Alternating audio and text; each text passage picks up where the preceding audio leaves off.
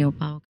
हमनवार ड्रामे की आने वाले एक साथ में अब ज़ोबी को तो अपने किए हुए हर अमल पर बहुत ज़्यादा शर्मिंदगी है, क्योंकि जब से उसकी आँख का नुकसान हुआ है तब से उसे इस बात का पता चल गया कि उसे उसके किए की सज़ा मिली है। अब वो अज़फर से कभी शादी नहीं करेगी और ना ही अज़फर उसे अपनाएगा, बल्कि अज़फर और ज़ोबी इन दोनों का तो यही अंजाम होना था।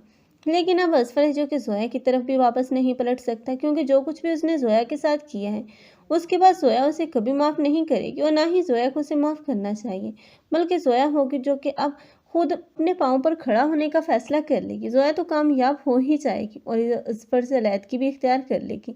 लेकिन दूसरी तरफ फ़िज़ा है जो कि ना चाहते हुए भी अब शादी करना चाहती है, क्योंकि वो नहीं चाहती कि वो आलिया की तरह उस घर में घुट-घुट कर ज़िंदगी गुजारे। ख़ास करके वो नौशीन के रवैये के बारे में जान चुकी हैं कि नौशीन कभी भी उसे बहू के रूप में तस्लीम नहीं करेगी। लेकिन नौशीन अब वो अपनी ज़िंदगी की सबसे बड़ी हमाकत करने जा रही है कि वो आलिया को दुख और अज़ियत देने के लिए फ़रीहा को अपने बेटे की ज़िंदगी में शामिल करना चाहती हैं।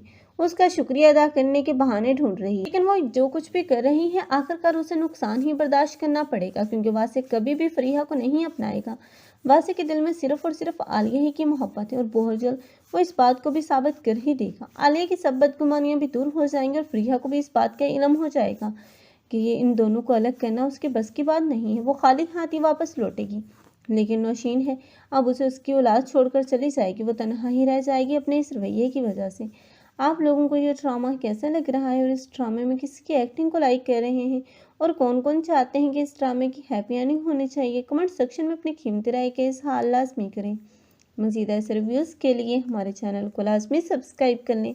अगर आप लोगों को हमारी वीडियो अच्छी लगी हो तो वीडियो को लाइक करना मत भूलिएगा। अल्लाह हाफ़िज़।